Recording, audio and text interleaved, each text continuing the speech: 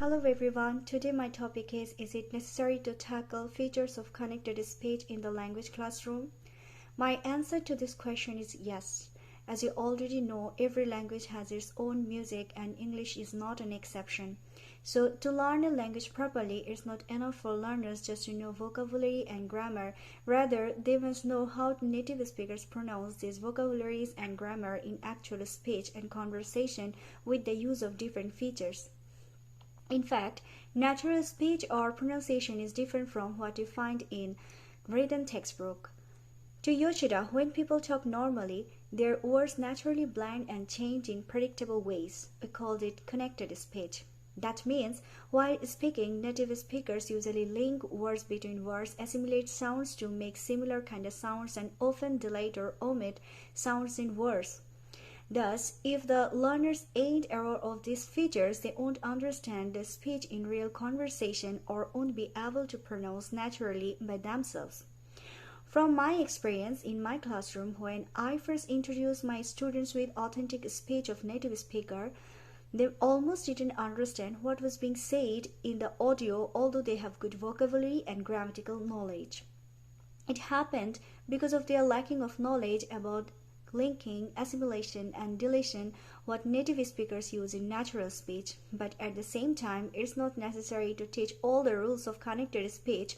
Rather, a teacher should introduce his learners general rules which will be reliable for students in learning pronunciation. Along with this, a learner must have an idea of intonation of English language. This feature brings life to a language, and without intonation, a language like English will be monotonous, flat, or not easy to be understood. Miller stated, intonation helps to improve communication by enabling the speaker to convey meaning in the intended manner by varying the pitch for certain content words. Thus, I believe intonation helps to express a speaker's emotion fully, and it helps listener to understand the meaning of a speech.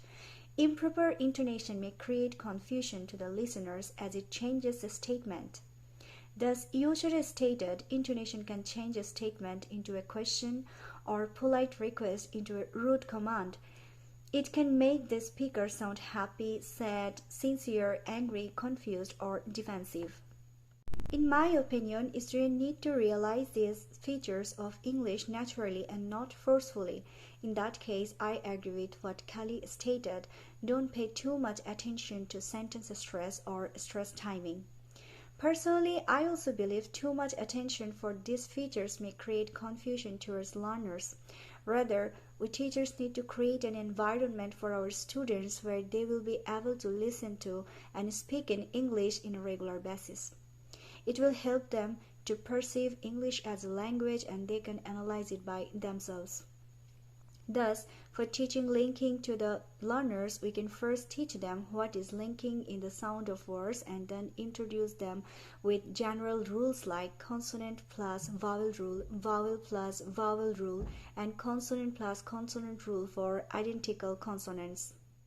And for assimilation, first we need to acknowledge them with this term and when it happens. For this, we should introduce them with word cluster, that is, where sounds assimilated. For example, docha for don't you, here ta sound assimilates with e made cha, or dija, where did you made d sound assimilate with e sound and made j sound. Lastly, for omission or deletion, we first need to introduce with what omission is and then general rules such as be plus not, have plus not, modal plus not, question plus not, etc., or rules like disappearing syllable. For intonation, again, we need to introduce them with what it is and the type of intonation and teach such example. And for assimilation, first we need to acknowledge them with this term and when it happens. For this, we should introduce them with word cluster, that is, where sound assimilated. For example, docha for don't you, here ta sound assimilates with e and made cha, or dija for did you, where da sound assimilates with e and made ja sound. Lastly, for omission or deletion, we first need to introduce them with what omission is And then the general rules such as be plus not, have plus not, modal plus not, question plus not, etc., or rules like disappearing syllable. For intonation, again, we need to first introduce them with what it is and the type of intonation, and then teach them some general rules like for making command or statement or WH questions, we need to use falling intonation, or for making question or expressing surprise, they need to use rising intonation in speech. However, only teaching rules won't bring any result to them. Thus, learners need extensive range of listening practice by audio or video clips to tune their ear, and various kind of oral practice for muscle movement and to internalize these rules naturally in their brain. To sum up, connected speech is significant in learning correct English pronunciation, and thus it is an extreme need to tackle the features of connected speech in English pronunciation classroom. That's all. Thank you, everyone.